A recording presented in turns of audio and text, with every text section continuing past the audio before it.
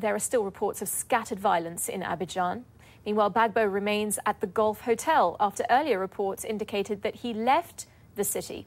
The Ouattara government plans to prosecute him for crimes allegedly committed as he tried to cling on to power. And as Dan Rivers tells us, forces from both sides are accused of atrocities. And we must warn viewers, Dan's report contains some very disturbing images. Remains of the old guard lie charred on the streets of Abidjan. Burnt bodies and uniforms, testament to the brutal urban warfare here. This is a shattered city. Evidence of looting, arson and pillaging are all around.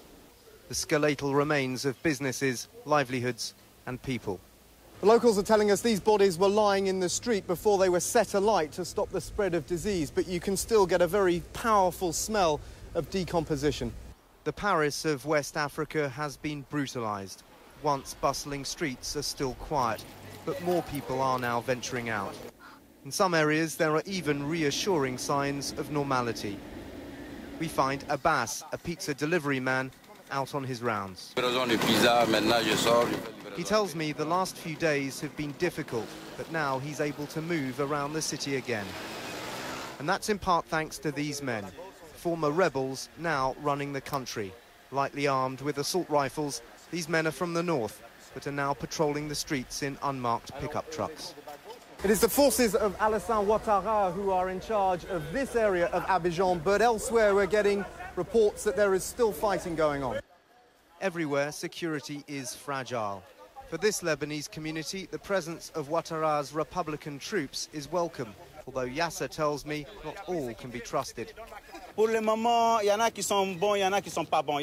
says for the moment there are some that are good and some that are bad.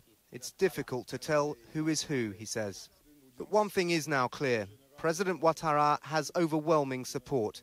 The UN, the US and the French are all behind him. And now Ivory Coast's Army, Air Force and Navy chiefs have also pledged allegiance.